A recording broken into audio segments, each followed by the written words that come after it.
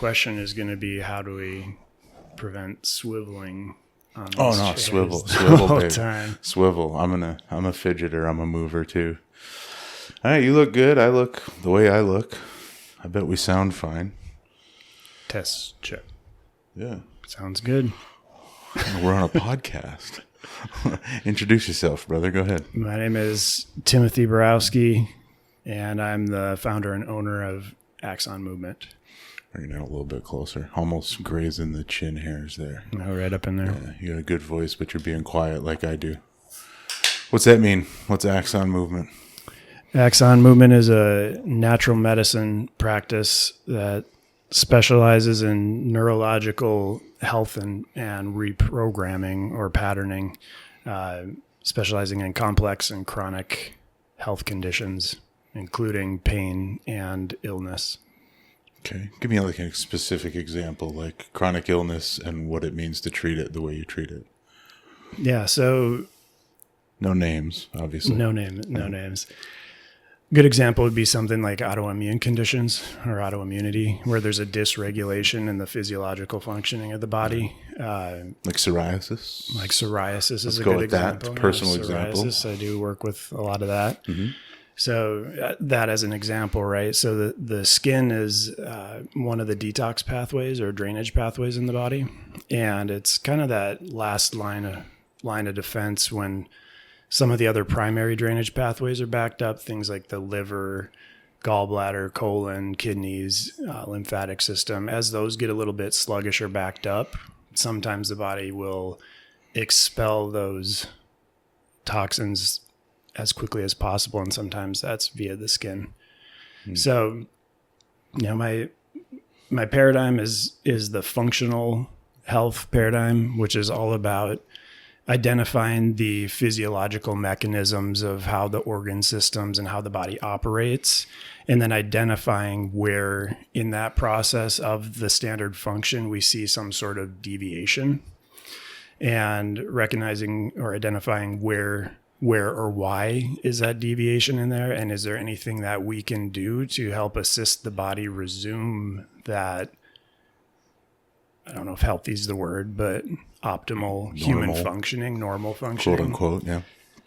And the idea with that is, as we regulate the body systems, symptoms and signs tend to regulate as a process in that, because the symptoms and signs generally are an indicator that something in the body is not totally operating the way that maybe it was designed to. Yeah. Pretty universal definition of a symptom, I think, even outside of like, the naturopathic version of stuff. People hear pain, they figure it means something's wrong. Exactly. Okay. Exactly. So, it's maybe a little cliche to say that you don't take something to mask the symptoms. You want to look for the root cause. Those are pretty trendy keywords in this field, but it really is looking as far back in the system as we can go to identify, where did this system go awry and how did it get there? What can we do to help mediate or mitigate that stress, with the belief that as those systems regulate, the body does trend towards regeneration, healing, things like that. Yeah.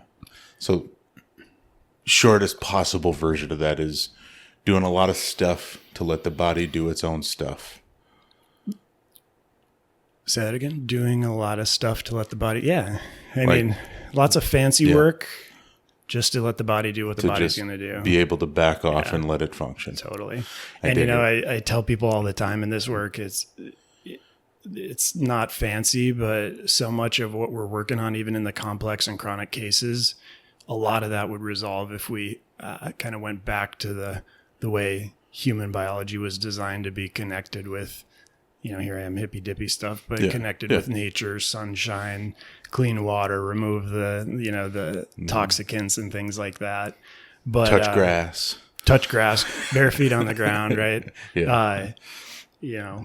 Sun your beehole, things like that. Now that's maybe a little, there may be something to that, but it's not a recommendation. It's probably a little something to almost everything, right? Yeah. We'll put that on the bottom of the list though. Totally. So that's at least one hat. Presumably another hat you wear is entrepreneur. We Absolutely. are in your clinic. That's cool. You're a dad. You wear that hat. Totally. Congrats again. Thank you. We did it off camera, so it sounds like it's going well. That's good. Yep. Another hat would be Jiu-Jitsu, which is what this podcast centers on. I But there is definitely want to talk Jiu-Jitsu yeah, today. for sure. And there's a connection between what we just covered and the Jiu-Jitsu thing. How long you been at Jiu-Jitsu? So I'm currently 2 stripes on my blue belt. I've been training for approximately 6 years now. Over the last year or so, opened a new space that we're sitting in now, moved my practice, and had a baby for the first time. So I took about 6 or 7 months off from that. Came back a few weeks in, starting to get the cardio back, and then I broke technically it's my big toe, but I just say my foot because it's right down on the big toe, right by the foot. So snapped that in jiu-jitsu. I didn't hear about this. When was this? How did it happen?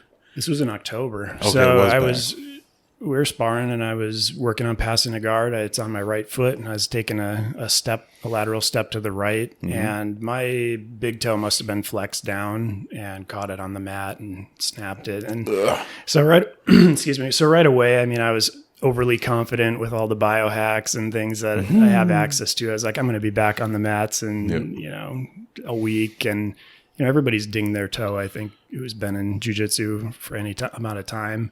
And I thought it was going to be one of those. Well, it didn't, it wasn't resolving. So I went in and there was a little chip that was down in the foot. It was in a sensitive area where it didn't require surgery or pins or anything, but I wanted to really make sure I wasn't, that's such an important joint. And so I gave it some time, did all the rehab work, and been back on the mats now for 7-8 weeks and feeling good about it, getting back to it.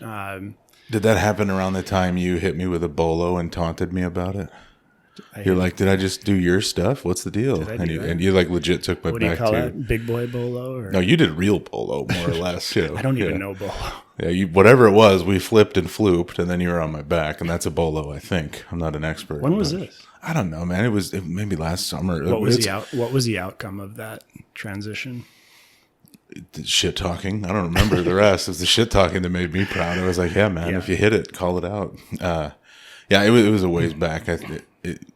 Probably the two of us transitioning in and out of phases of life. It was like the first time we had rolled in a long time. So who knows? I don't know. Yeah. I don't know. Did you start at M Theory? I started at M Theory. 6 years? So like we started roughly the same 2019. time. You were 2019 2019, too, huh? yeah. I thought you had come in later, but... No, I was just about to turn 30, and I've wanted to be into martial arts more than anything for decades. I'm born with a fascination for weapons and battle and combat and warfare, right? Yeah, you're a male, so that seems to go with it. Yeah, with a lifetime from a barbarian bloodline, right? Yeah, right. Yeah, Vikings for me, anyway. A lifetime I wanted to be involved in martial arts, but you didn't do it until you were 30? Yeah. I I boxed for a little while when I was younger. Athletics, I think, satisfied a lot of that through high school and a little bit into college. And then I was so wrapped up in grad school and, starting a practice, starting the business for a number of years, where it was a lot of my creative hobbies or whatever you want to say were pretty wrapped up in that pursuit. Right. But the time felt right. I didn't really know which martial art I wanted to practice. I kind of had it whittled down between jiu-jitsu or like a Muay Thai striking art of some sort. Good instincts. And, I was listening to enough, Rogan and everybody else, right? Yeah. Everyone's raving about jiu-jitsu. And I thought, well, let's see what this is all about. And, hooked from day one for sure. Were the dreads a problem?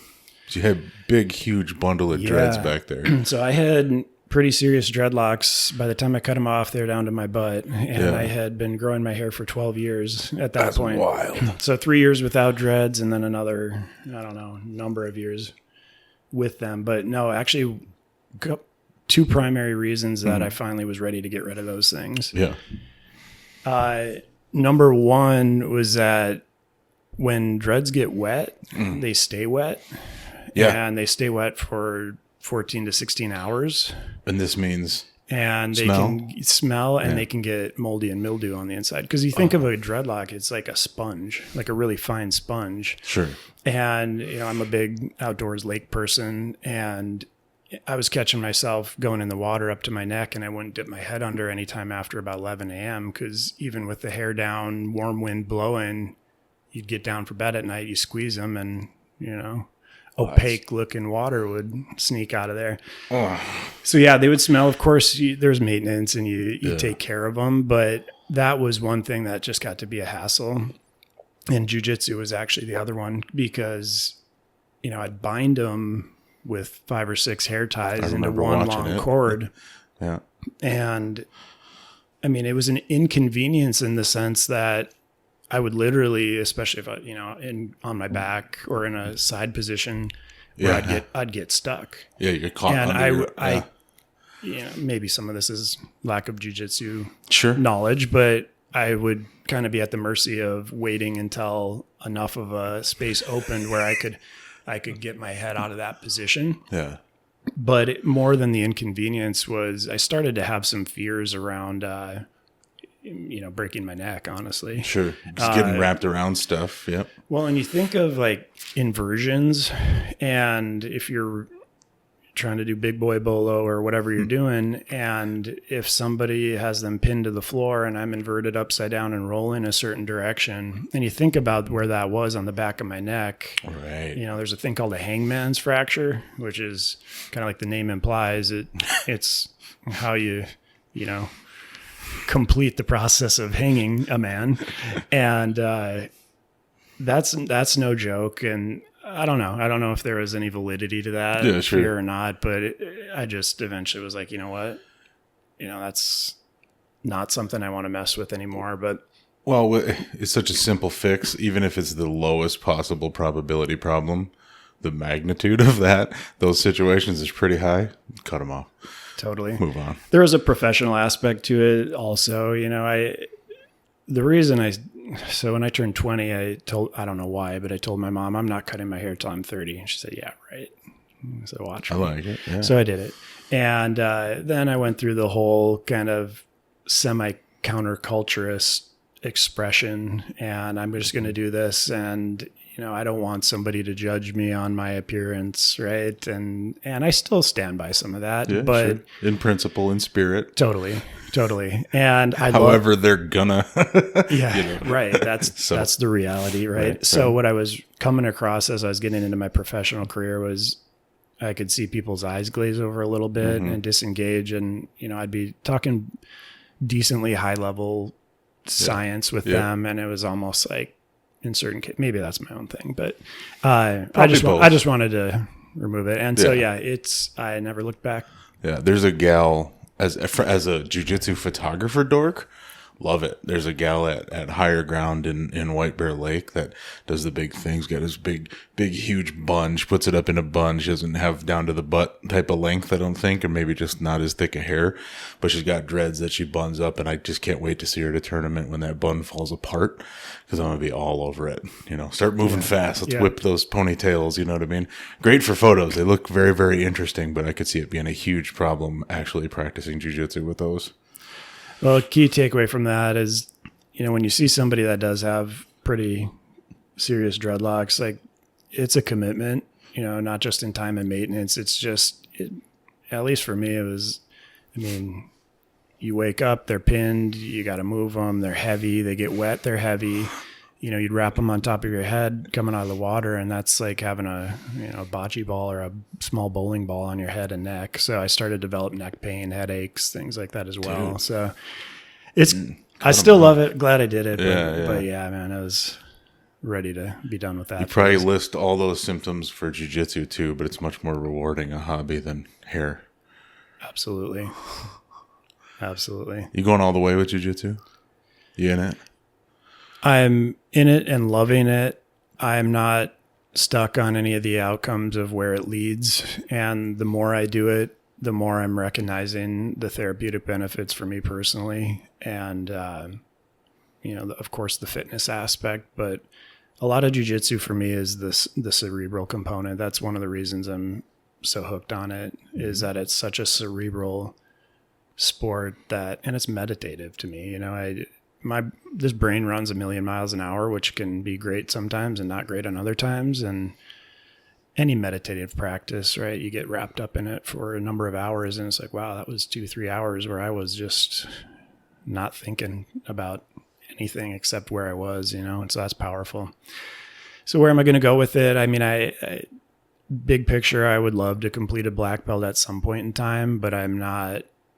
We'll see where it goes. Yeah. And actually, coming out of this last injury, I started to get a little bit of that head game in that headspace of like, is this worth coming back from? Mm-hmm. And I didn't think I'd ever really deal with that.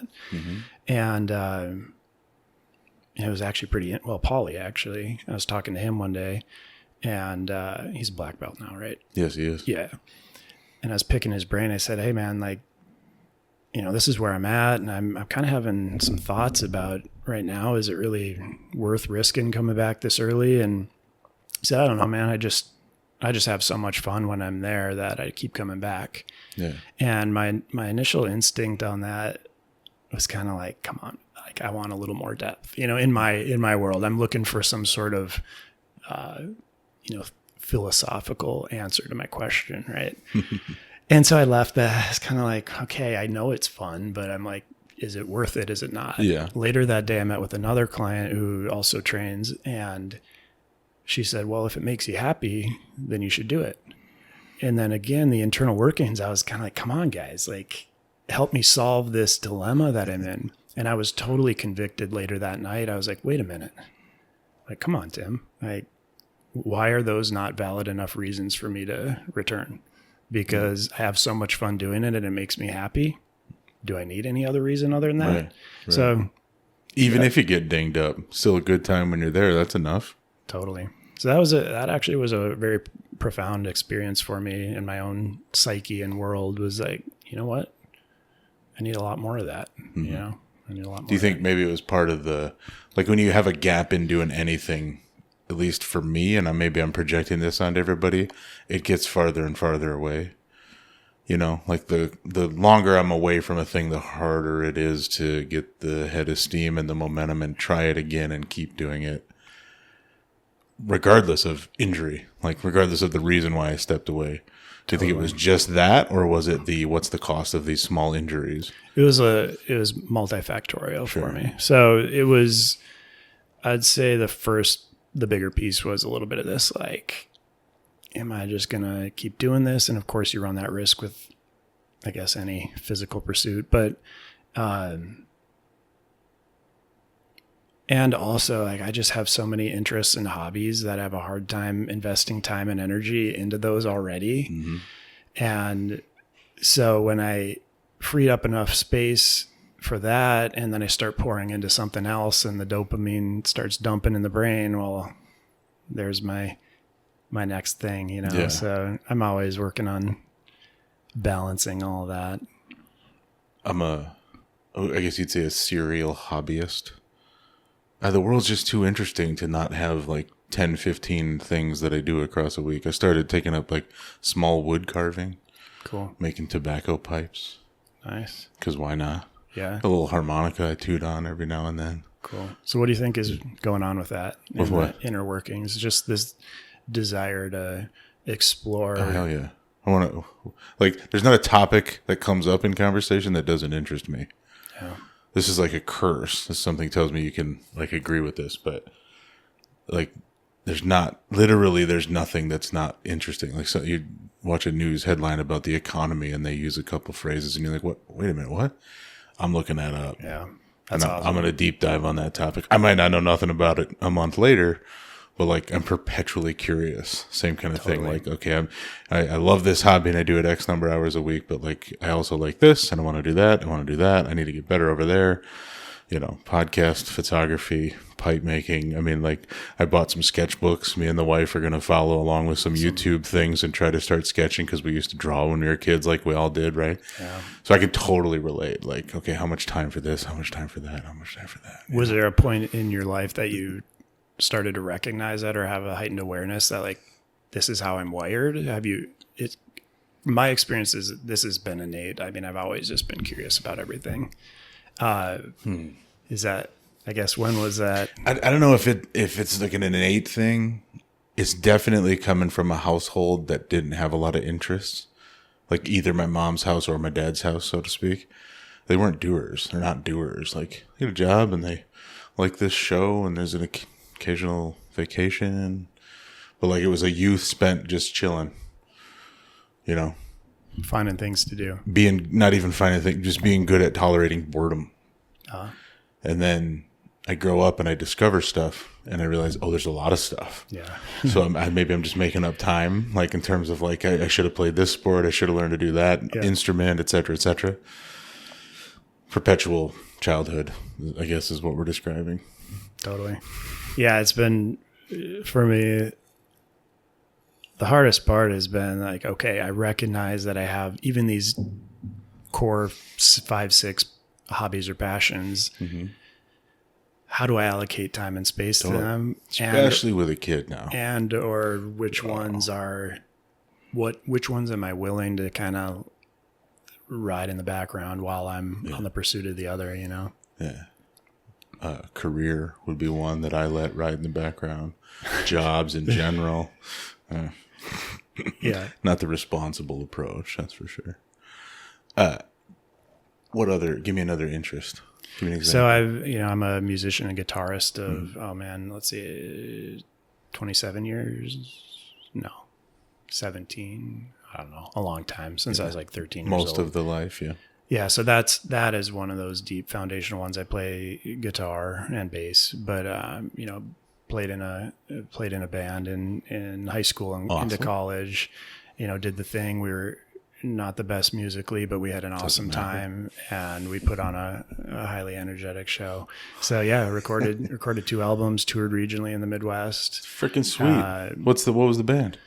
A Bridge from Normal, which is like, maybe one of my bigger regrets in life is the name. The name. Why? I don't know. I just A Bridge from Normal. I don't know. People started just calling us Bridge. So we're like 2006, 2008 metalcore, hard, heavy metalcore, like kind of that. We're all the elder emos now, right?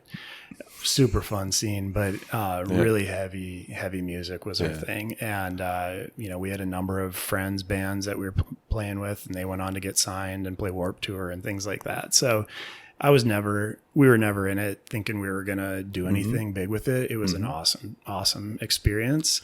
So yeah, music, and that's a practice that I aspire to only get as good as I can over time. And that's one of those, when I give an example of kind of riding in the background, there's something that gnaws at me a little bit when I walk by my guitar every day and it's been 2 to 6 months and I've hardly picked it up. Those are the ones where I'm always trying to figure out how can I pour into this a little bit more despite these other great pursuits. Yeah. Turns into like the random Saturday when the wife's brought the kids to the in-laws house and you can just jam. Totally. That's rewarding too. It's like letting a treat be a treat. Yeah. You're not eating ice cream every day, so when you do have it, it's pretty damn good. Well, a little tangent on this one. So anything. Lee, Blue Belt Lee. Yeah.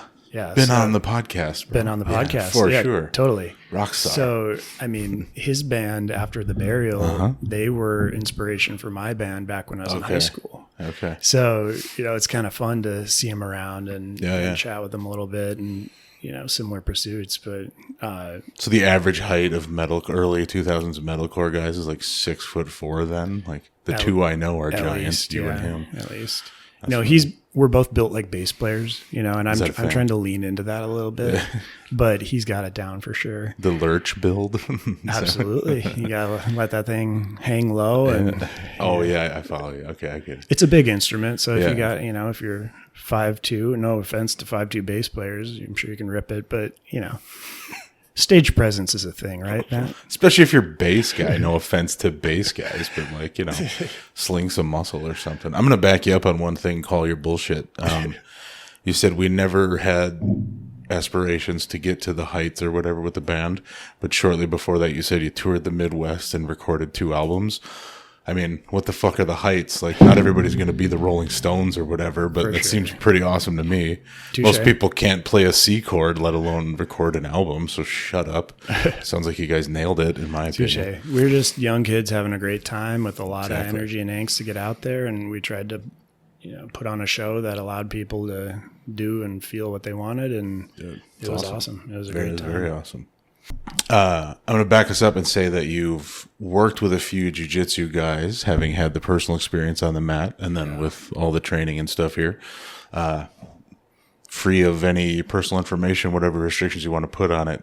Talk to me about that, coming back from injuries, etc. Yeah, totally. So I've been fortunate to have been able to work with quite a number of jiu-jitsu, MMA, combat sports practitioners, and let me circle back just a little bit. Anything. To review, my focus and specialty is in complex and chronic. So my general client is somebody who has tried many other methods and kind of been through the ringer a little bit, and they're still dealing with something that has this, usually it's a repetitive pattern where the pain or the flare-up will be there, and then it gets a little bit better, and then over time it shows up again. Mm-hmm. And then they look back oftentimes a number of years later, and they're like, wow, this just keeps coming back and hasn't resolved. Yeah. And so that's what I'd classify as more of like a complex and chronic. So two sides of what I do. I mentioned more of the chronic pain. I started my practice in chronic pain and neuromuscular care. I still do a bunch of that. And then the other side is a little bit more of, like we mentioned, gut health, autoimmunity, Lyme disease, stuff like that. More often than not, the athletes are coming in more so on the side of neuromuscular care, pain in the body, right? Mm-hmm. So most of these cases, primarily, we're focused on neuromuscular therapies and care. Yeah. So again, as I mentioned, I really focus on functioning of the nervous system. And that's one of the things that I do that sometimes is a little bit of a different paradigm from maybe the mainstream. And so in these cases where there's joint pain or muscle pain or tension, so more often than not with musculoskeletal pain that has a repetitive pattern, there's a neurological component. Because if you think about the nervous system with the brain, spine, central nervous system, and then it branches out of the spine up via the peripheral nerves, those peripheral nerves connect to a specific series of muscles. And it's those nerves that dictate, for the most part, contraction of a muscle, relaxation of a muscle, sequencing of which muscles contract when, which muscles relax. And when those firing patterns get disrupted or they create some sort of compensation in how they fire and sequence, then the muscles downstream oftentimes will manifest that. And that typically results as a joint imbalance where one side is too tight, the other might be too, I don't want to say weak, but less facilitated, right? And for regular folks, weak. For regular folks, weak. And so when you think about that firing sequence, muscle imbalance, tissue imbalance, then that creates an imbalance in the joint, in the biomechanics of the joint.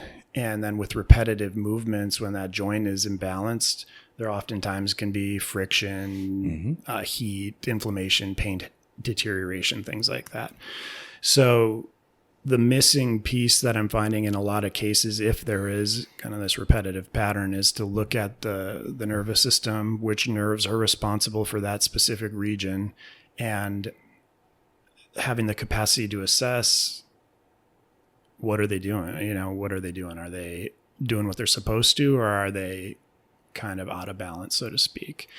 And so I'm trained in methods to activate those neural pathways.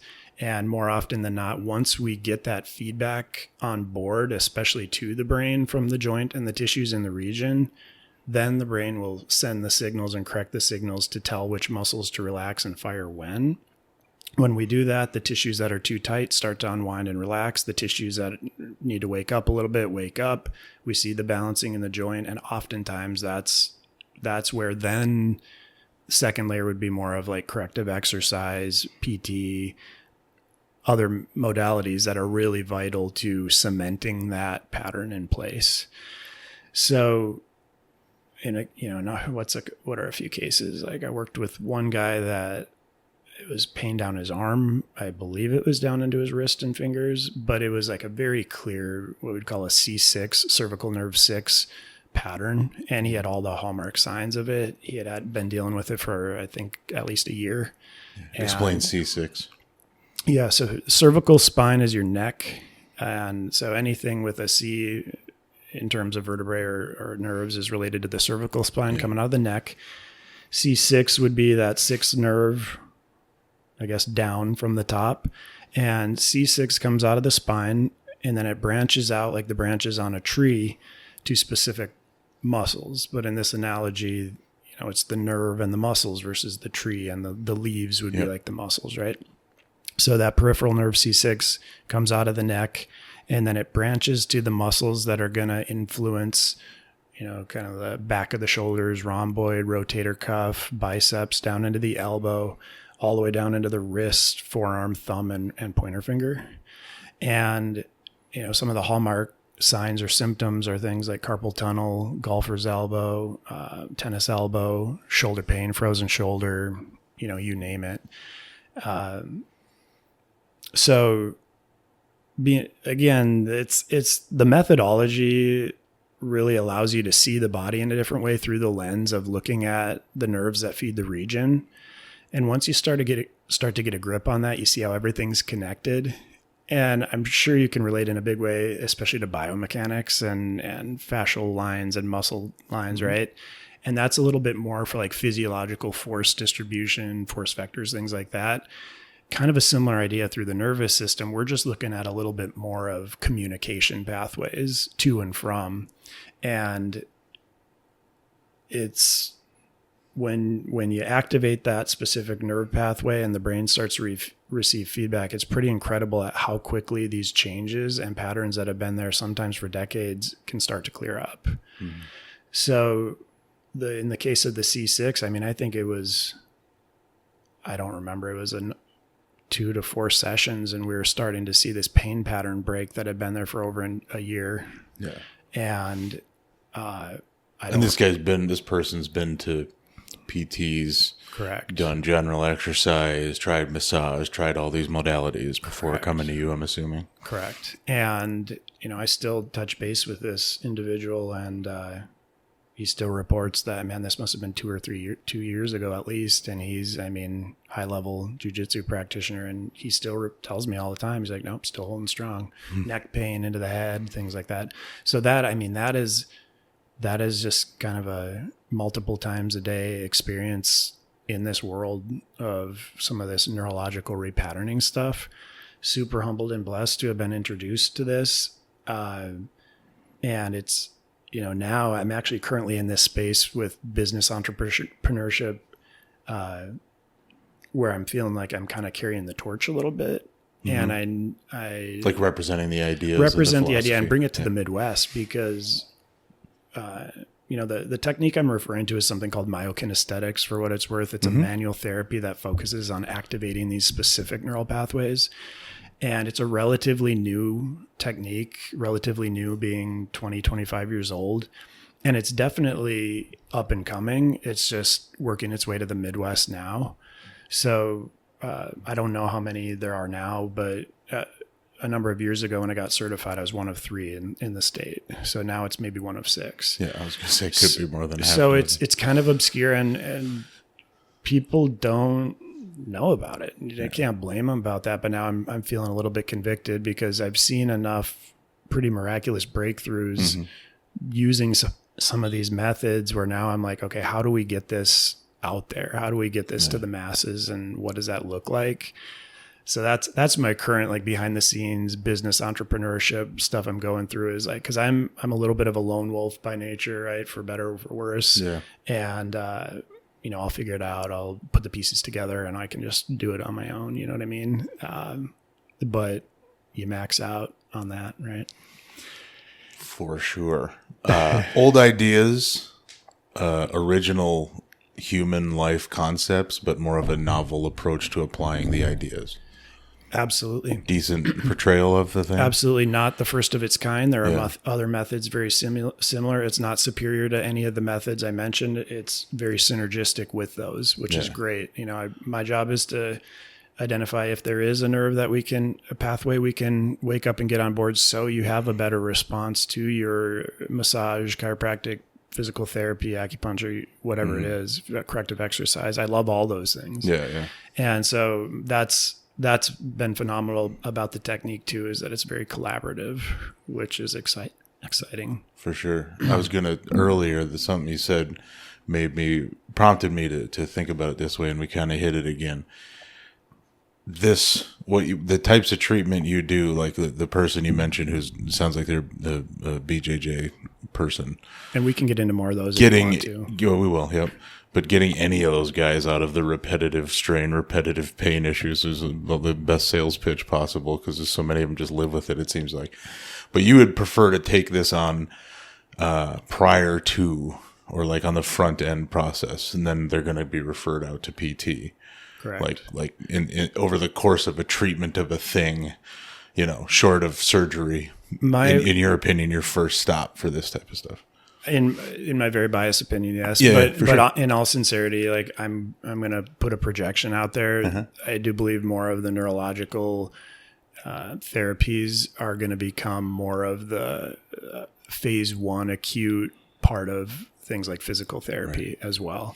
Yeah. Because I say my hand hurts and I start getting manual therapies on the muscles of the hand. Like, great.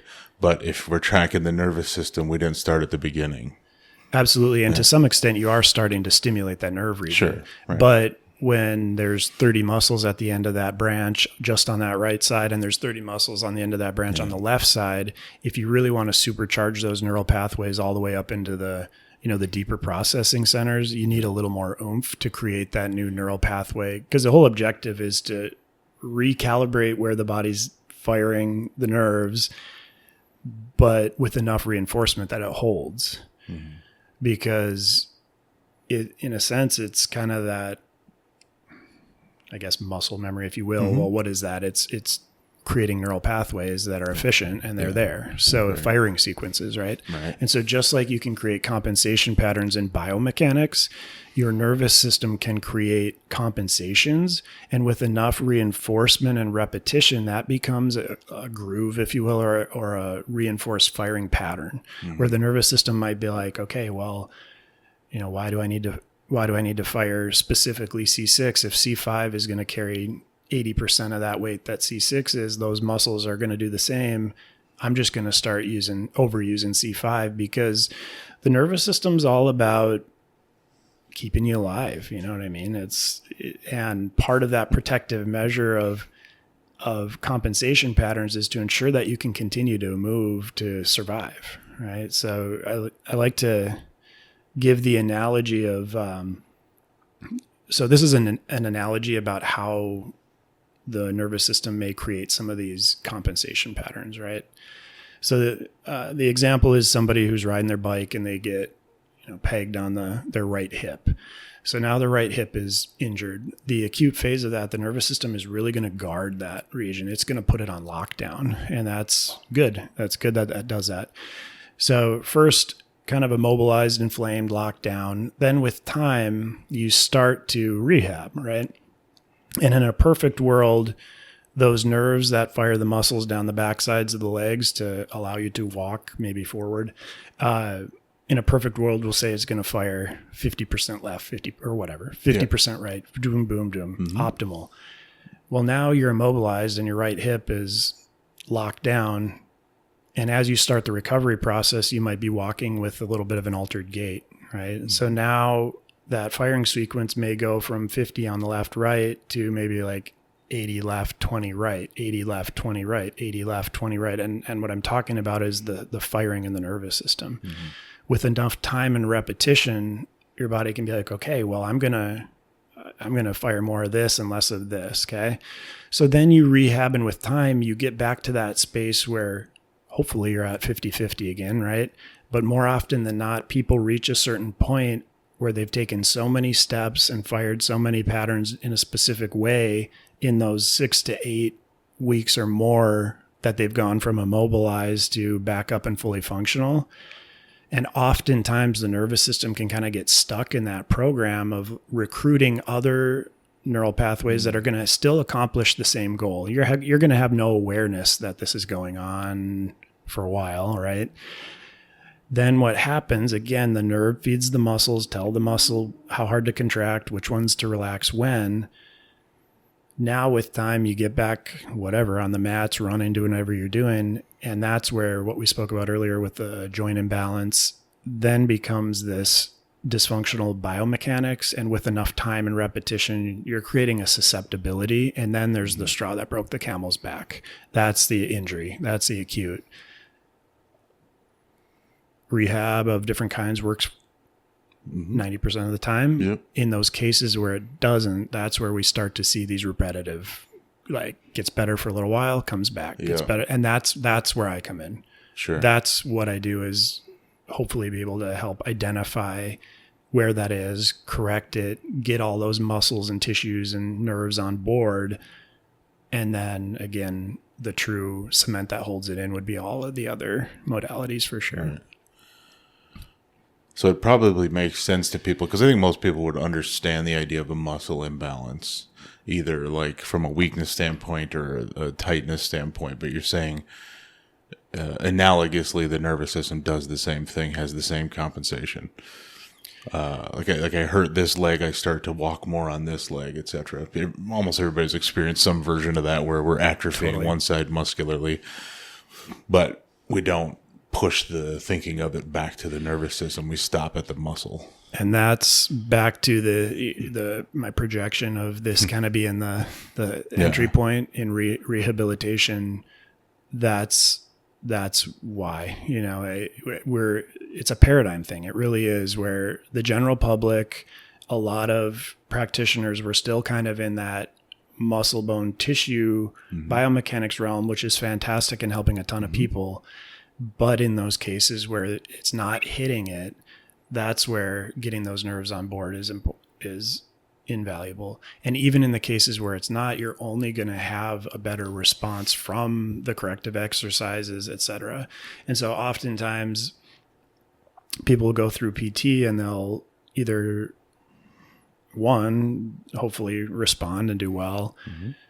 Two, they'll kind of plateau and hit a wall where it'll be like, okay, we got to this point. And so if you think of what's going on there, oftentimes those cases are the ones who are doing a lot of corrective exercise. Yeah.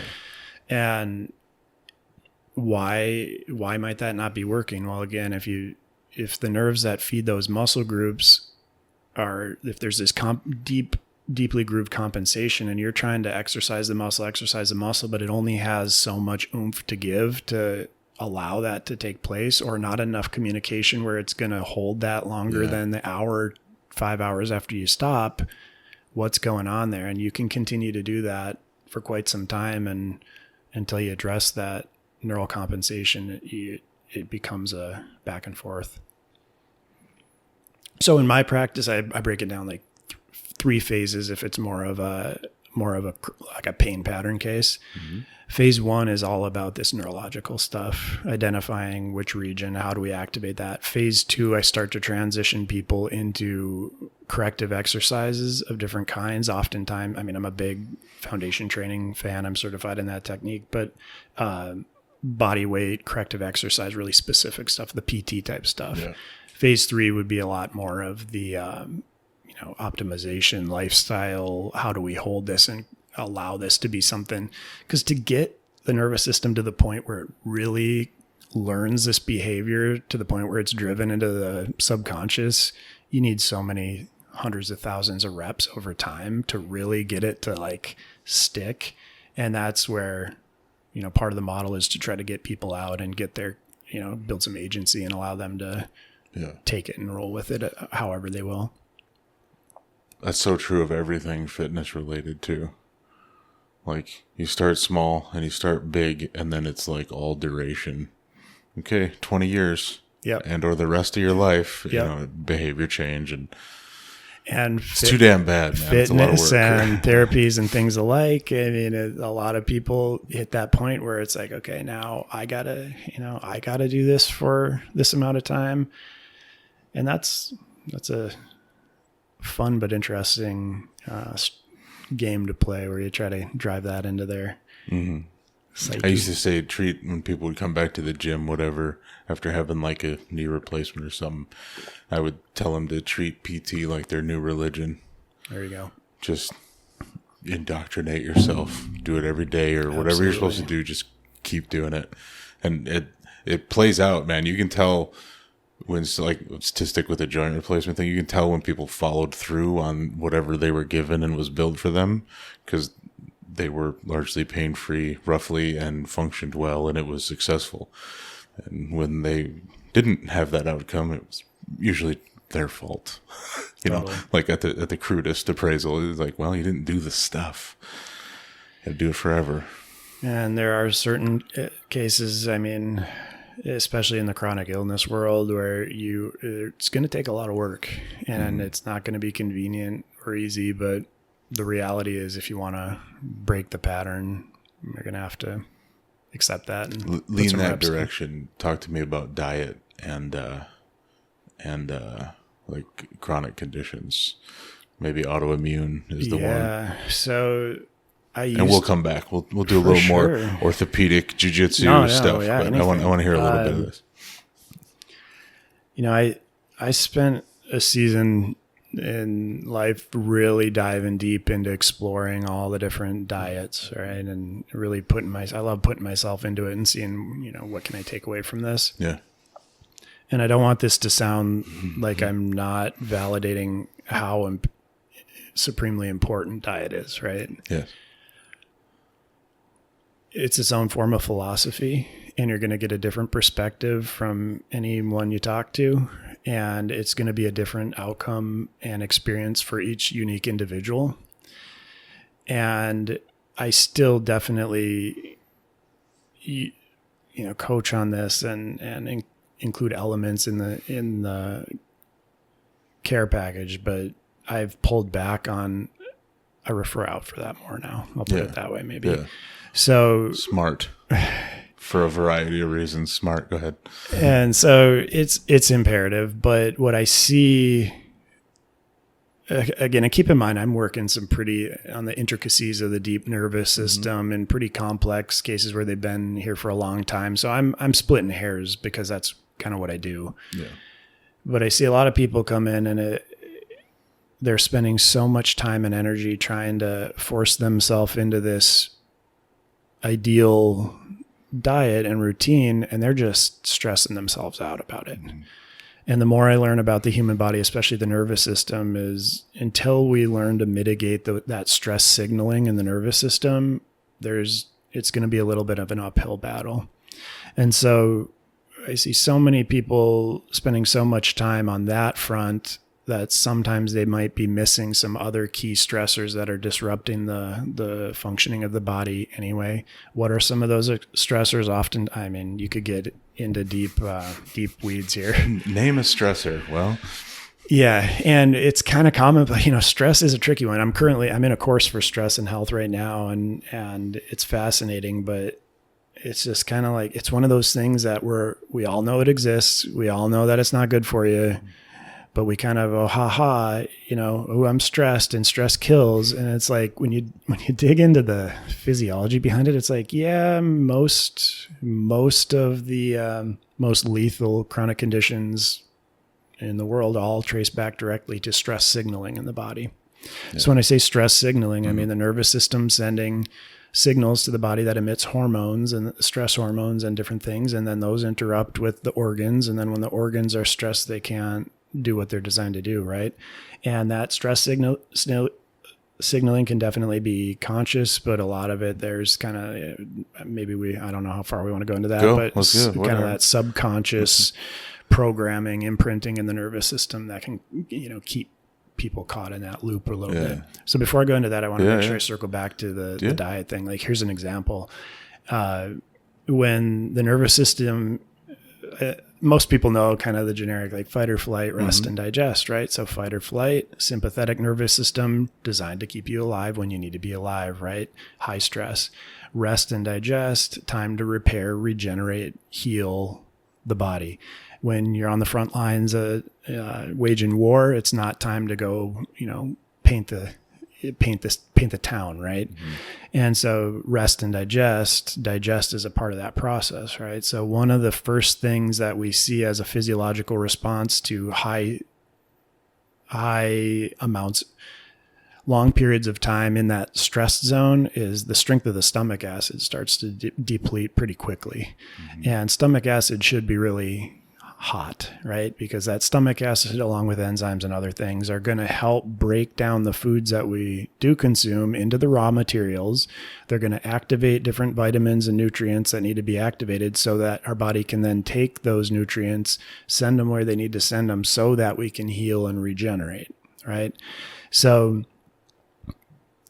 if we're stressing more about making the decision about what we're going to eat over and over and over and over and over. Now, this isn't everybody, and there's a fine line for this because you can definitely allow yourself to go to a space. And I've been to that. I've been to that space. I've explored it. And or even stressing about the decisions they've made, the bad quote unquote decisions they've made, and just the whole ecosystem. Correct. Bullshit. I think there's something out there called the tale of two cookies, and I'm not super familiar with that, but the idea is like, okay, so you're at an event or whatever, and there's this cookie, and it looks delicious and everything, and you want this cookie. And you're thinking about it from the time you see it, you avoid it. Yes, I avoided it. A little bit of time goes by, you walk by it again. Oh man, that's looking a little bit better. Yeah. Nope. Willpower, energy. Okay, I avoided it. Yeah, okay, good. End of the night rolls around, you're about to leave, and there's that 2 extra cookies sitting there, and you grab one for the road and you eat the whole thing. Guilt, shame, spiral. Why did I've been on this track. I shouldn't eat this. You know better. And for a lot of people, they were programmed with this conflict between self. And again, this is deep stuff, but for a lot of people, that sends them into a spiral where it can sometimes last days, weeks, or compound into months, where they have been in this deep emotional state of stress because they didn't eat 40 grams of sugar and stuff that, optimally keep that at bay. Sure. In cases like this, though, eat the cookie, let your body process it as it will, and silence all that resonating stress signaling in the body. And a lot of that stuff is conscious, that shame, guilt, and it's conscious, but it's way in the background. So people know it's there, but sometimes it's impressive where it takes quite a bit for people to really recognize that. So kind of the tale of 2 cookies or one more. And I'm a big analogy guy. Do it. Love it. Caught up on that yet? Yeah, that's why you like jiu-jitsu. It's one big analogy. Really? Go ahead. Okay. Sorry. So the other story is about a man who's stranded on an island, right? And he is about to starve to death, right? And maybe this is a little extreme, but someone drops a bowl of Fruit Loops from the sky, and this guy has a bowl of Fruit Loops, and he eats the whole box of Fruit Loops. Is that guy's state of health going to be in a better state than it was before? And I'm not talking biochemical. I'm even going into more of the neurological aspects of neuroemotional aspects of that, right? So he got this food, it sustained life, happy, joy, incredible dopamine dump, serotonin. Those hormones and those neurotransmitters affect the physiological function of the body. And so on that sense, yes, he ate a food that maybe wasn't optimal, but it still did his body well, versus the rich, lavish king who eats the plant-based vegetables and greens and everything you could imagine, but he is angry and filled with resentment every time he has to eat that. Because why should he have to eat that? And I'm done with this. 2 amoral foods or stimulus, I guess, in the sense of the foods, quote unquote. Yes, you can go way down in there and get into the biochemistry behind it. And there are inflammatory foods and they're not. But where am I going with all this is just there's more to human health and physiological function than just the biochemistry. Yeah. The biochemistry is very important. Diet is profoundly important and foundational. There's a range of optimal. All in where I'm going with this, a little bit more of awareness of what are your inner workings, what is that stress signaling. And for some people, maybe having their day to have the food is great, and that would be better than stressing over what it is. A cookie is cheaper than a manufactured moral failing. Yes. So, Short duration of stress, long-term big picture, you do it every day, that's going to catch up to you. And there's going to be feedback that goes into the other parts. But I think I have an example that fits this piece of this conversation. It's a client of mine who swore and shamed themselves over their regular, probably daily McDonald's habit. How you doing there? You good? I think we're good. Okay. And this was why I can't lose weight, and I don't understand why I can't break this habit, and, all of the usual pieces. And I finally at one point said, all right, new plan. I want you to eat McDonald's every day. And I want you to log it. We were using logging as a tool at the time. And I want you to log everything else you eat and see how these quote unquote bad foods fit calorically, if nothing else. And we'll start there. That wasn't that easy of a sell. This is a person with a lot of, shame and avoidance and all kinds of weird negative habits relating to food. And they, in their mid to late 60s, after a lifetime of certainly being overweight, but certainly obesity, to be honest, had like a 2-year run of 50 or 60 total pounds lost. Whilst eating all this bad food on a regular basis. And like I said, I don't give a shit if I'll go there with you. I don't care. So what happened there? I want to call you Matthew so bad. Is that that's disrespectful or not? Don't matter. Call me motherfucker if you want. I don't care. Matthew. But like literally just saying, I probably took a hard line and said, it's calories in, calories out, and that's it. Believe me, whether I believe that or not. Like regardless of what's true, I was selling a motive here. And I think I just freed her from like, this is the one thing and I can't seem to control it the way I'm supposed to because I'm an adult and it's just a continued repetitive failure cycle. And just being able to free themselves of that opened up the door to just relax and focus. The body responded. And, for listeners, I started my career in fitness as well, still do a little bit of that, but your fitness. It's all fitness. PT's fitness. You know what I mean? Like Totally. You're working on the body. That's fitness. Totally. Yeah. Touche again. Good point.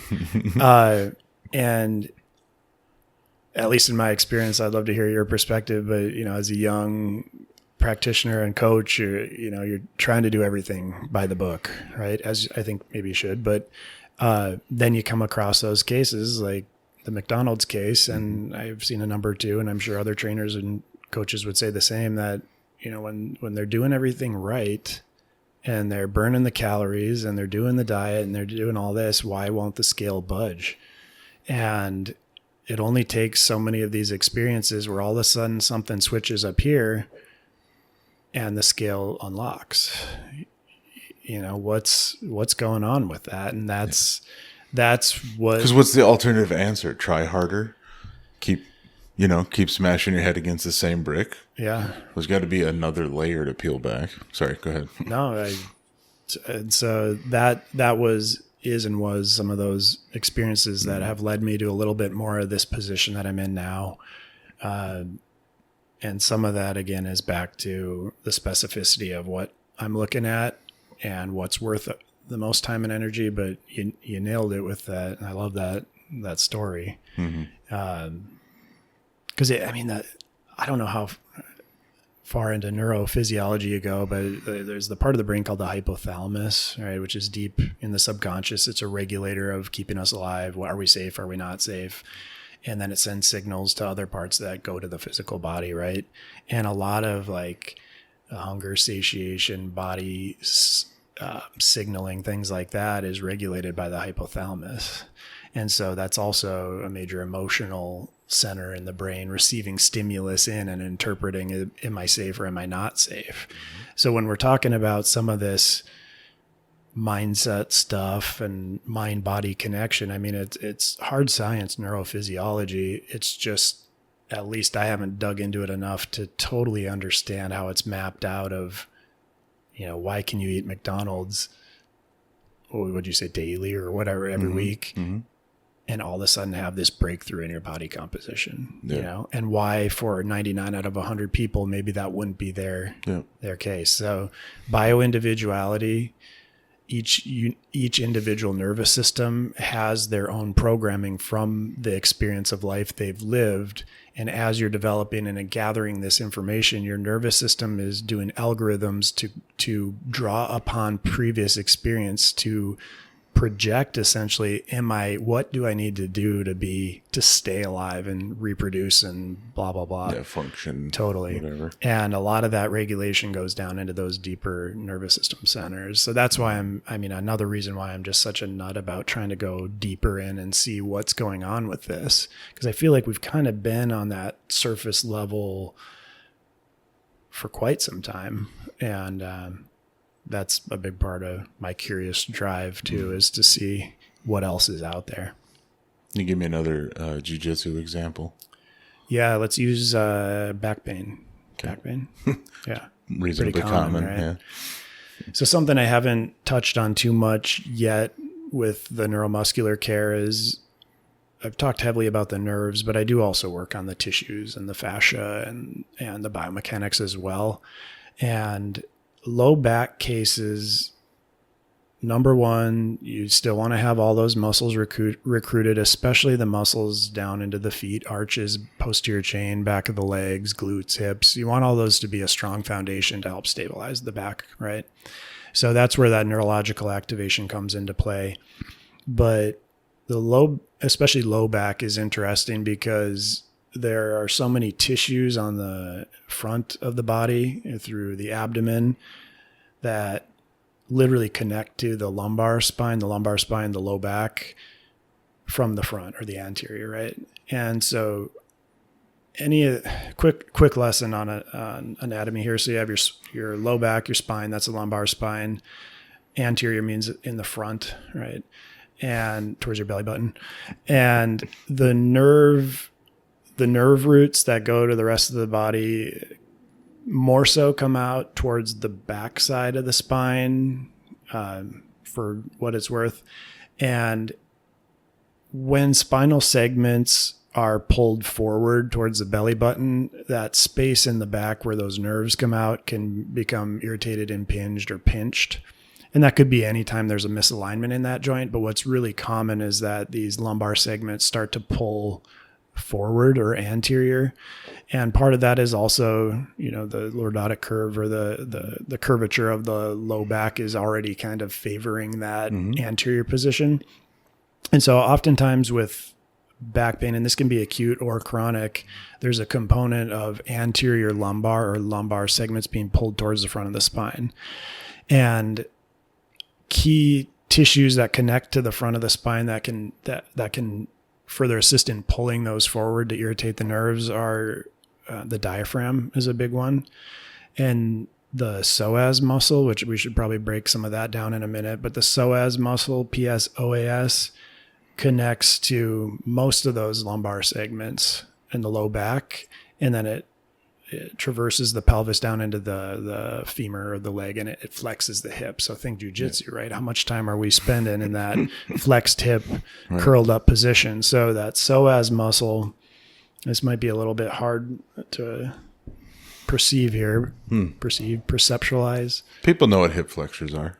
Okay. Say hip flexor. Hip flexor. Flexes your hip. Yeah. Goes to your spine.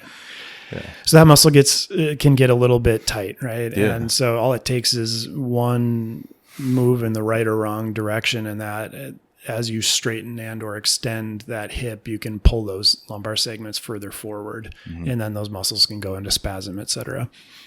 The third tissue that can be really important is actually the omentum or the tissues in the gut. And so what's really interesting with a lot of low back cases is there's often a inflammation in the gut that is just a contributing factor to further assist this imbalance of the position of the spine. So I'm really looking at those key tissues as well in cases like this. So another high-level black belt, but another black belt, low back pain. They all seem so high level. I know. Yeah. Right. Yeah. Go ahead, sorry. Kind of that repetitive pattern, low back pain comes and goes. What we found in that case was, there were some muscles on the posterior chain and actually on the front of the legs too that needed a little oomph to get on board to help carry the weight, but also found an imbalance in that anterior lumbar. So we did a lot of manual tissue release on the hip flexors that go to the low back to allow that segment to ease back into its position so that we could take pressure off the nerves. There also was some gut inflammation in there as well, where, I mean, you think of the gut inflating, it's almost like it's pulling, it's pulling these tissues forward. So we had the hip flexor, we had the time spent in the flex position, work, daily life, jiu-jitsu. Everywhere you go. Yeah. And so multifactorial, lots of different pieces to the puzzle. So every case is unique, but that's a very common one, is looking at the psoas muscle and gut. So it's interesting. If you talk to people with chronic low back pain, oftentimes if you get into it, they'll have bloating and gut inflammation as well. And so the well-abused gut having its inflammatory tendencies ultimately is changing the structure and position and pull of those physical tissues. It can. Yeah, it's not like an odd physiological response. The physiological response would be the inflammatory levels. Yeah. And so the gut is hugely responsible for inflammation, right? And think of inflammation like a volume knob, and it's turning the volume up, it's turning the volume down, but we're looking for the power switch. So Gotcha. We want to figure out where and why this is here. So I'm not saying that somebody comes in with chronic low back pain and I'm just like, we're only going to your gut. Like that's honestly kind of it's on the periphery. For sure. But I only asked to clarify because something tells me of everybody that's going to listen to this or watch this, that's probably the first time they heard someone talk about that. Because you think back pain, again, going back to our like typical mainstream understanding of this, I have a disc, I have a bone, I have muscles, and one of those hurts, and that's the end of the thought. So like the idea of like, what's the state of my gut health like, is probably a new paradigm for a lot of people. Welcome to my world, Matthew. Yeah, good.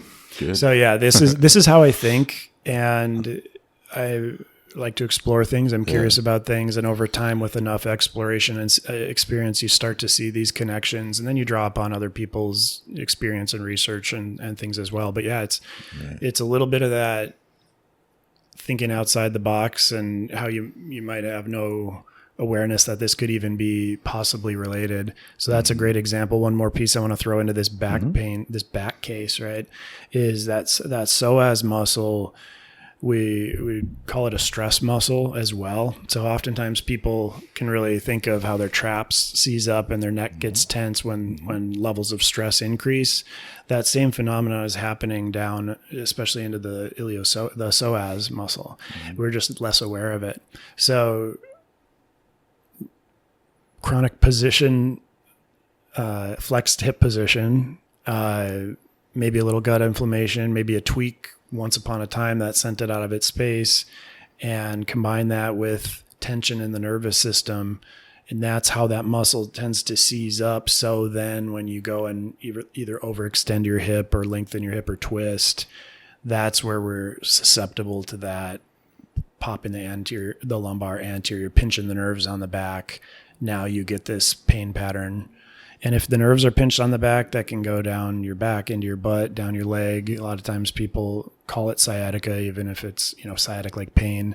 It can go into your groin. It can go into your abdomen. It can go down the front of your legs, down to your toes, those. Well, and as one point of clarification, I think probably a lot of people have quote unquote pinched a nerve, like in my shoulder, and it's zinging down and it catches once in a while. Is that what you're talking about? Like, am I actually feeling the zing of nerve pain, or is it like at the, I guess, but no better way to say it, like the microscopic level, the signaling toward the structures it controls. This particular case, the actual impingement, physical stress on the nerve.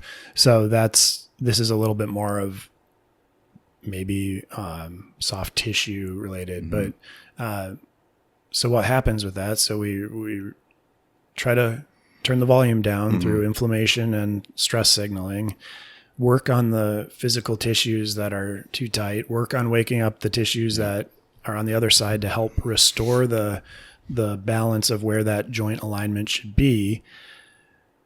Then couple that with homework, corrective exercises, maintenance, things like that. Yeah. What'd you do for your toe? I'm going to totally derail this whole thing. Yeah, no, good. Talk about your toe. Good segue. Let's see. I started with low-level laser therapy. So that's using... You posted about this. Now I do remember this. Yeah. I remember you posting. I was like, he's doing the laser thing. All right. Yeah. Go Low-level laser. So that uses specific frequencies of light, and it's, in a nutshell, designed to help accelerate the healing of tissues by giving it energy to use to heal and repair, like physical fuel to run the cells.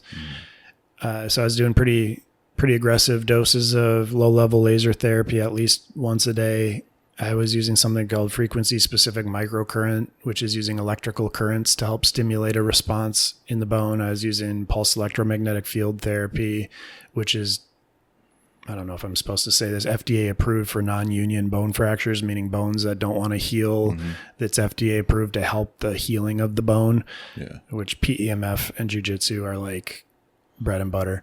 So anyway, I was using that, and I also came out of this again. I was like, no, I'm just going to not let this interfere with me. And I'm doing calf raises up onto my toes, doing all these foot exercises, and I'm not holding back on it. And I could do that. And it honestly got drastically improved within the first 48 hours. So I was like, okay, I'm good. It must not be that bad. Well, then it was lingering and lingering and lingering. And then I had an annual pheasant hunting trip set up, and I was on the fence about it. I was like, man, I don't know if I want to go tough this out if I don't really know what's going on.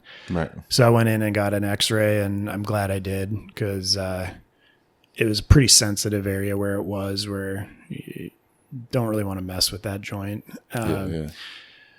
So they equipped me with a boot, and I wore a boot out in the field and marched around and, got it in. You know what was, in that kit? Do you hunt ever? No. You're a gun guy, though. Sure. Okay. Ideally, never is my answer to... Ideally, never what? Ideally, I never hunt, because that's not gotcha. why I have my guns.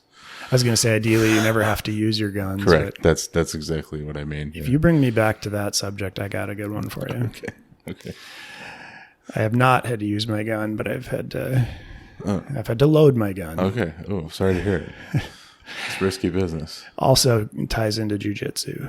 Everything ties into jiu-jitsu. Yeah. That's how cults work, man. You can tie everything into it. Okay. All right, Matthew, where am I right now? What did I just deviate from? From the pheasant with the boot. Pheasant with the boot. Okay. So pheasant hunt with the boot. Yeah.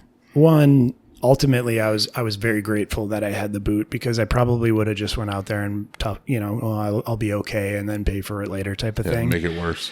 But even more so was it gave me some credibility with my hunting party, because I hunt with I hunt with two middle-aged physicians, doctors, right? One of them being my dad, and then the other was a colleague of his, and it's his land we're on. This is way out by Montana, western North Dakota oil field zone. Yeah. So we're in the Wild West kind of. Yeah. And we have our party out there, and when you pheasant hunt, you basically march and walk, and you try to drive the birds out of the habitat, and then you usually have people towards the end of the direction you're walking that are posting, so that if the birds get up early, they can target them, right? It's kind of an unspoken rule, but usually posting is kind of reserved for people who don't quite have the capacities to get down in the thick stuff. And, It's handicap parking. Yes, exactly. Okay. And I've never posted, Yeah. which is fine. I like being down in the weeds. Sure.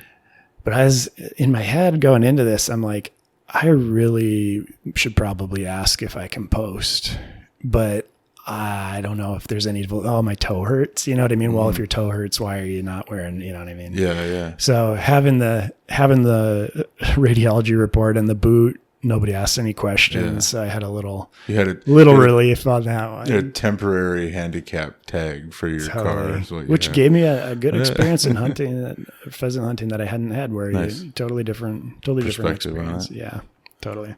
Nice. I dig it. So that's an example where, okay, I can do what I can do, but I went in, got a scan, and we got like structural damage.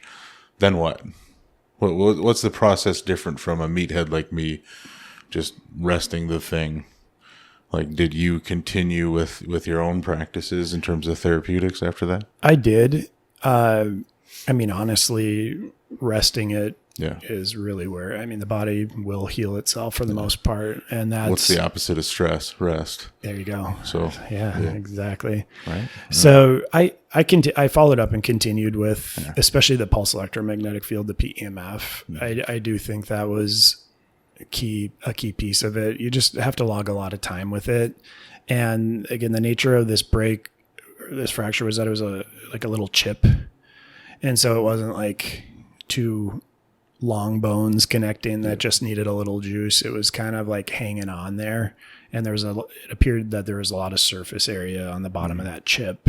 And so it wasn't really it didn't appear to be too quick a fix. What was interesting is I went in for my, I think it was about a month out. I went in for a follow-up, and the orthopedist took a look at it, and I'm no radiologist, but I've seen a few x-rays, and I'm kind of like, man, that doesn't look good. He took one look at it. He's like, no, it's healing up nice. I was like, okay, well, what do you recommend? PT, anything like that?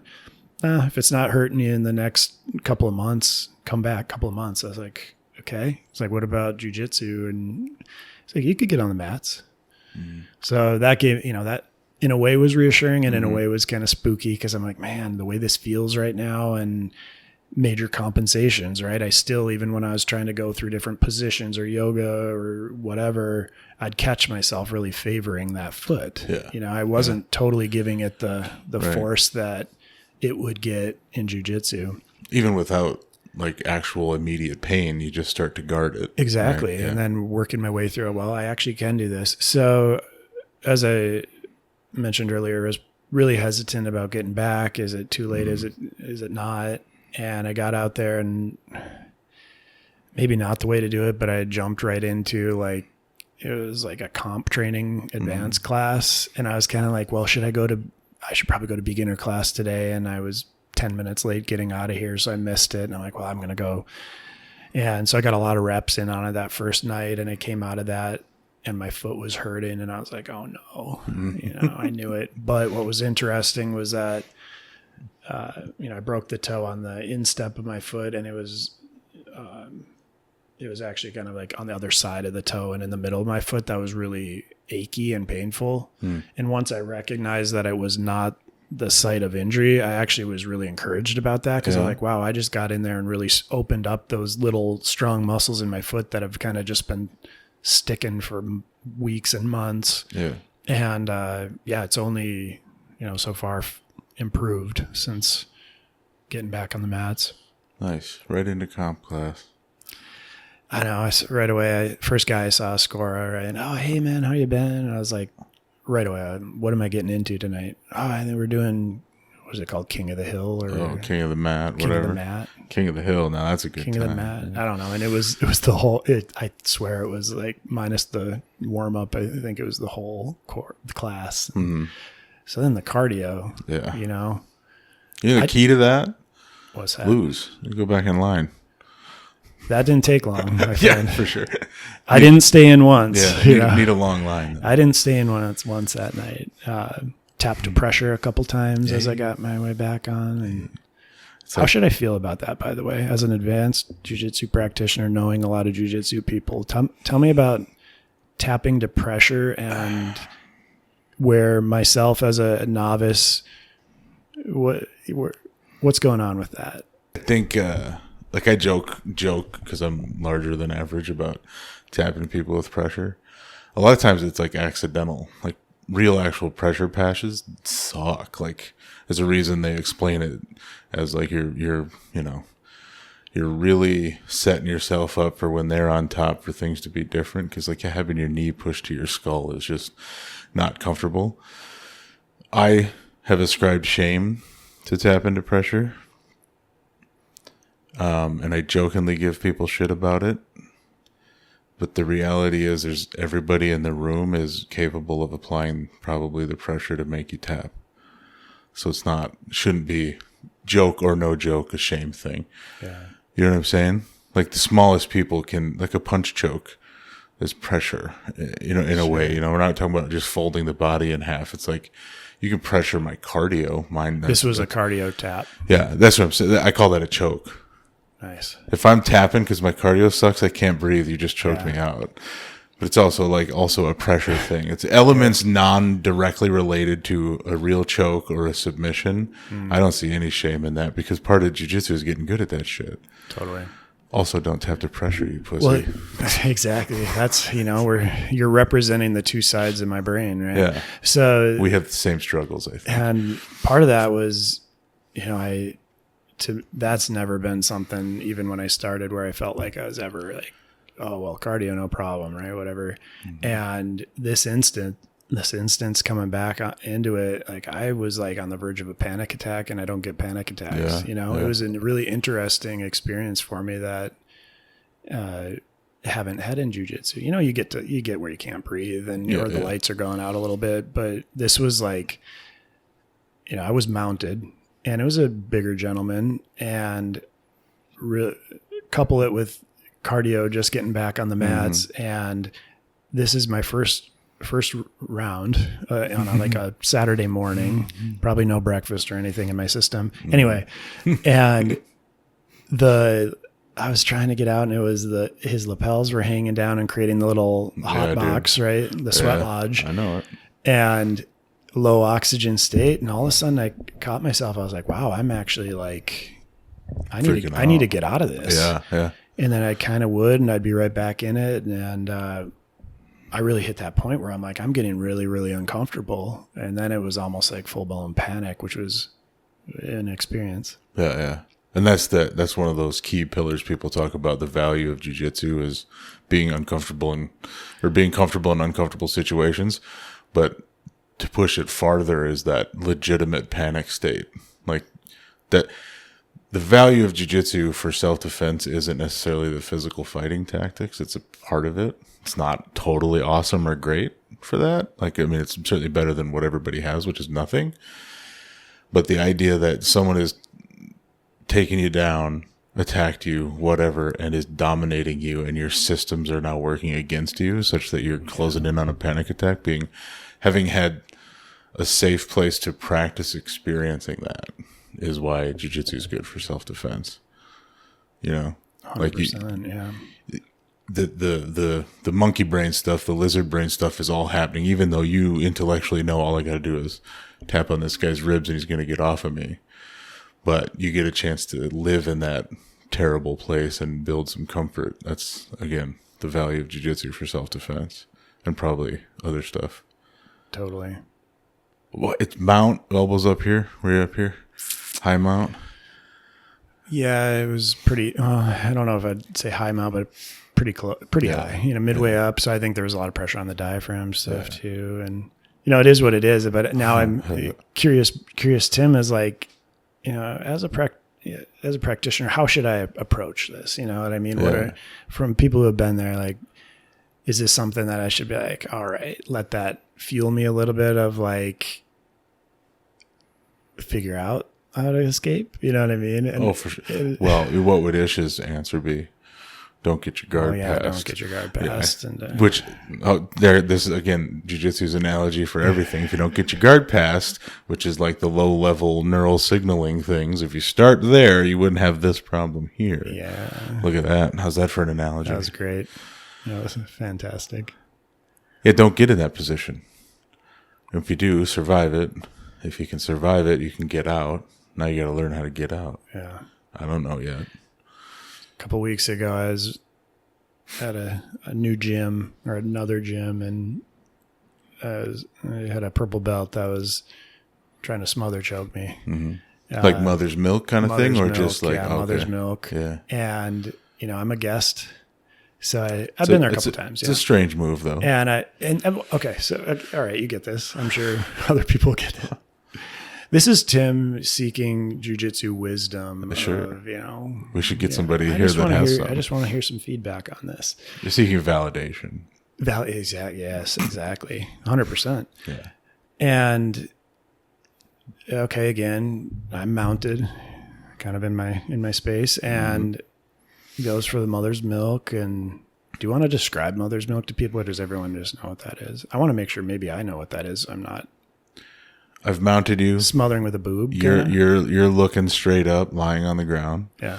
I have put my chest across your face, like bridge of the nose between the titties kind of thing, or between the pecs. Okay. Some version of wrap the head, maybe. And it's just mother tap. Okay. Yeah, totally. That's totally what was going on. Yeah. A lot of nose pressure too, which is the bad part. Yeah. So anyway, I'm in that position and that's happening. Okay, whatever, kind of get some space and try to work my way out of it. And then comes back to it and happens again. And I'm kind of like, man, okay, whatever. I get a breath here, get a breath there. And I'm having a hard time getting out from underneath. And he keeps coming back to it. And I'm like, this is pretty intentional, I think. Yeah. And processing 1,000,000 miles an hour while trying to escape. I'm like, what does he mean by this? Yeah. Always thinking a little too far into things, right? And whatever, got a little space, scrambled around a little bit, got out of it, and some time went on, and late in the round, he mounts me again and does it again. Mm-hmm. So then at that point, I'm starting to, ego's getting in there or something. I don't know what it is, but I'm just like, I'm not going to let him finish it. That whole game, right. He's dominating me, but I'm not going to give him that one. Yeah.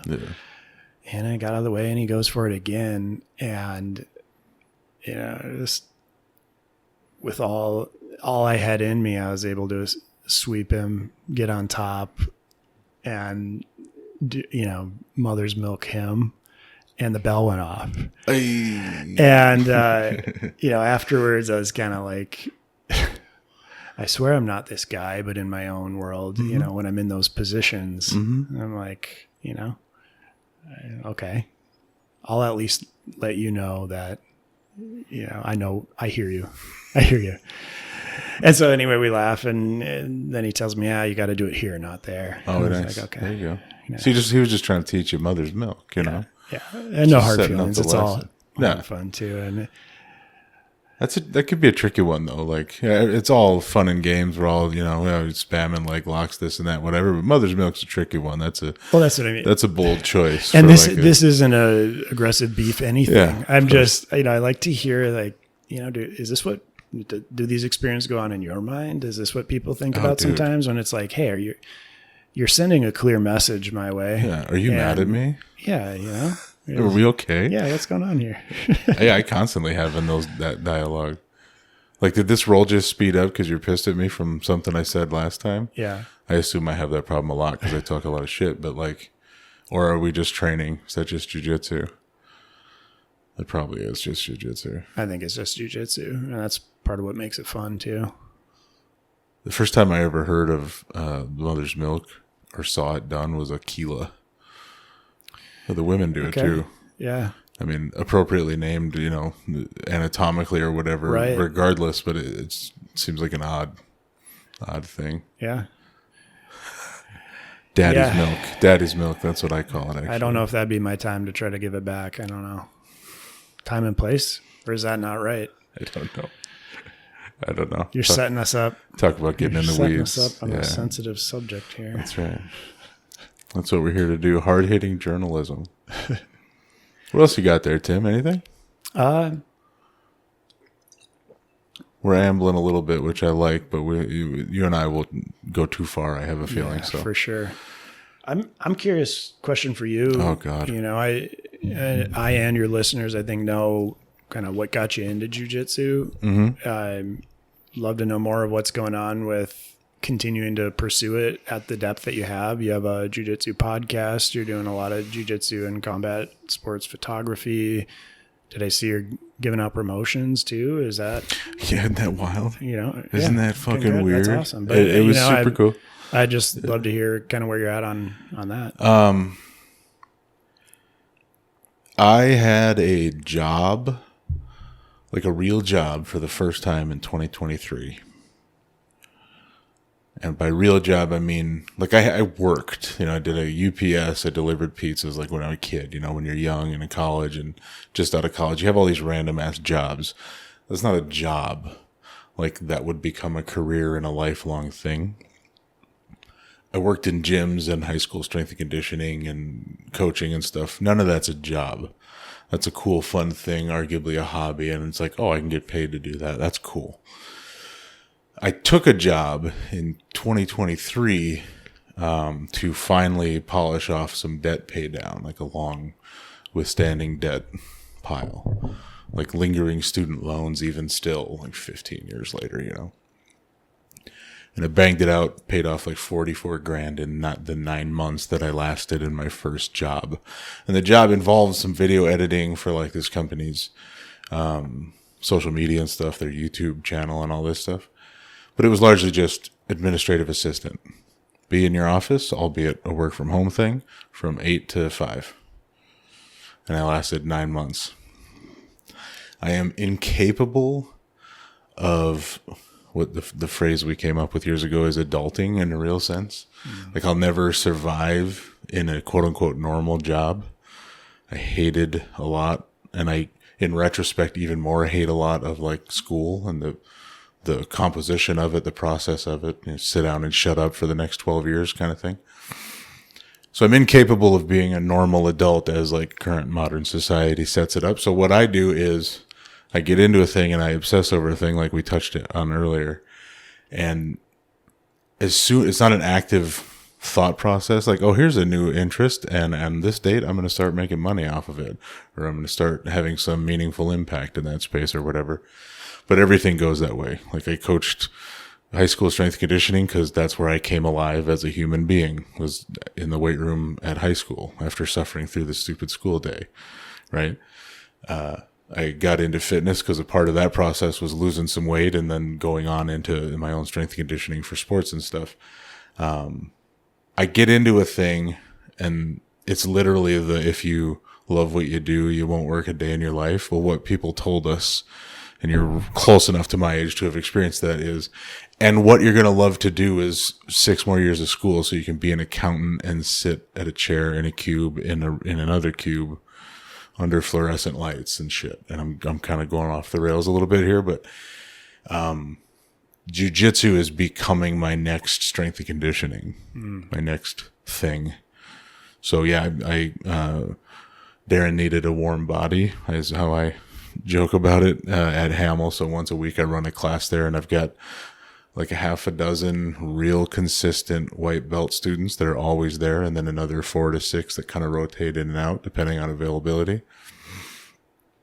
So I'm essentially moving all in on jiu-jitsu as the central force, and then there's branches off of it. So the photography is a piece of it. This podcast is a fun piece of it that might grow into something, but also coaching, which is a previous vocation, just in a different setting or whatever, is coming into that too. So I guess the short answer is I'm doing whatever the fuck I want, and what I want it to be is jiu-jitsu. There we go. Because my brief step into a real job and being a normal adult didn't work. Well, you're a creator, as am I. We're creators, and so that's where the curiosity, that's a piece of that too, right? Mm-hmm. And so for me, that's why entrepreneurship, being able to create something that, I guess it's maybe a control thing too, right? But pros and cons, as you know, to all of that. Oh yeah. But it just can just satisfy on a level that is so profound too, to be able to have that space and freedom to decide how you want to approach those things. Yeah. Creator's cool as a label or an idea, but I think it feels weird to say it out loud, but I think my thing is community building. Cool. I mean, here we are on camera talking about what you do because we know from this community, so we're going to connect you know what I mean, over and over and over.